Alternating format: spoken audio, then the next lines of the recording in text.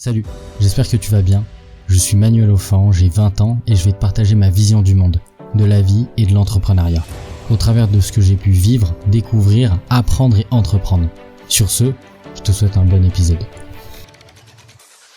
Salut, j'espère que tu vas bien. Aujourd'hui, on se retrouve tous les deux pour un nouvel épisode de Step Up concernant mon organisation, comment je construis mon agenda et comment je gère ma balance entre ma vie pro, scolaire et ma vie perso. Je vais commencer par t'expliquer comment je fonctionne, comment est mon mindset et après je t'explique comment je m'organise. Je pense que mes amis, mes proches, mes collaborateurs, qu'ils soient actuels ou anciens, ainsi que mes ex, pourront te confirmer que je suis une personne carrément orientée sur mon futur et ceux de mes proches, dans le sens où je suis plus orienté sur le travail et mes projets plutôt que sur le perso et l'instant présent. J'ai réalisé et je continue tous mes projets par passion, par curiosité et ou par intérêt. Cependant, au-delà de ça, j'ai d'autres objectifs avec mes projets. Je veux pouvoir en faire profiter ceux qui le méritent et rajouter une ligne pertinente de plus sur nos CV et LinkedIn. Ça peut paraître ridicule, je le conçois, cependant ça a un réel impact. Lorsque j'avais 17 ans et que je disais que j'étais maître de conférence, ambassadeur pour la lutte contre le harcèlement et à la tête de la LOA Yatoum, mon groupement d'airsoft, ça impressionnait pas mal de personnes. Et ce n'est pas ce que je recherche, c'est plutôt l'une des conséquences de tout mon travail. Je ne cherche pas la gloire et les feux des projecteurs, je cherche seulement et simplement le fait de pouvoir me développer, aider et partager. Au même titre que tu m'entendras souvent dire ou écrire que j'adore apprendre, partager et entreprendre. C'est ma philosophie et je suis prêt à me consacrer corps et âme pour mes projets. Et certaines personnes, proches ou non, me demandent souvent comment je m'organise. Est-ce que je profite de ma jeunesse? Est-ce que je prends du temps pour moi, etc.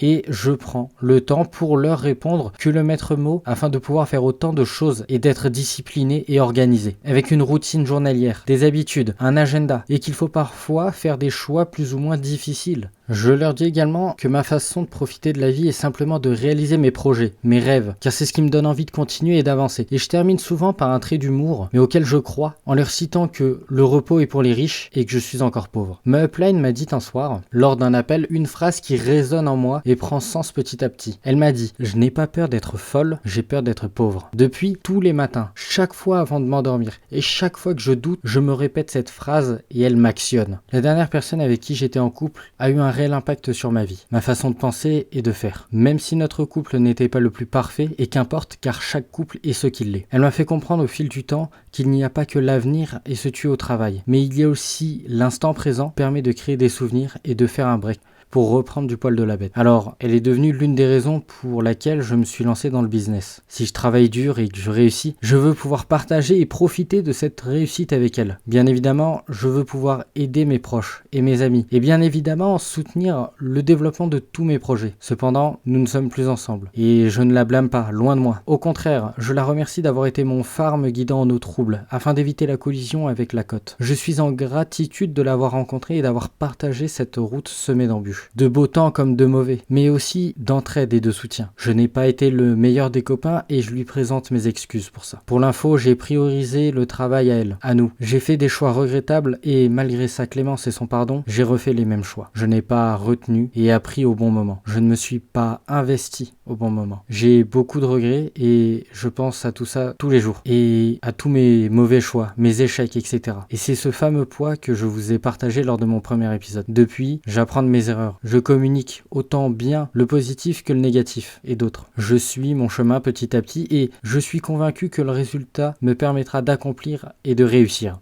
Après avoir fini la rédaction de cet épisode, j'ai remarqué que j'ai fait un écart avec les propos que tu as pu entendre juste avant. Alors j'ai hésité à les enlever. Cependant, pour plus d'authenticité et de transparence avec toi, j'ai fait le choix de les garder. Bref, reprenons. Pour te donner une autre idée de mon mindset, mon fonctionnement, j'aime aider mes proches. Et je pense que c'est normal. Cependant, avec le temps, j'ai développé des lacunes. Parle-moi de projets à réaliser, de travail, d'optimisation, de leadership, de sport et d'évolution personnelle, je suis ton homme. Par contre, parle-moi de famille, d'amis ou d'amour, demande à quelqu'un d'autre. Même si je ferai de mon mieux pour t'aider, je ne suis pas autant qualifié que sur les autres domaines. Ainsi, avec toutes ces informations me concernant, je vais maintenant t'expliquer comment je m'organise et peut-être que ça te donnera des idées pour t'organiser. Si tu veux les moindres détails sur mes journées, je t'invite à te rendre sur mon compte Instagram Instagram car tu pourras voir mon quotidien pendant 99 jours. Je vais tout de même te donner quelques conseils. Dans un premier temps, je te conseille de faire un agenda en ligne avec Google Agenda ou n'importe quelle autre application car tu pourras avoir accès à ton emploi du temps depuis ton ordinateur, ta tablette, ton téléphone, ta montre, ton frigo, peu importe. En plus, tu pourras le connecter avec des applications tierces, ton emploi du temps pro et scolaire ou autre. Je te conseille également de planifier du temps pour toi et tes proches ainsi que pour les imprévus. Quoi qu'il arrive, ton emploi du temps doit être adapté à toi et tes besoins. Ça ne sera pas utile de bêtement copier l'emploi du temps des autres car il est adapté à eux et uniquement à eux. Également, n'oublie pas qu'il est important de penser à son repos, son sommeil. Donc essaye au maximum de te rapprocher des 8 heures de sommeil. En fonction de tes objectifs et de ton mode de vie, tu devras laisser plus ou moins de place à l'imprévu. Cependant, le plus important est de respecter ton emploi du temps. Si tu n'y arrives pas, adapte-le et petit à petit, oriente-le vers tes objectifs et le mode de vie souhaité. C'est sur ce dernier conseil que l'épisode 3 de Step Up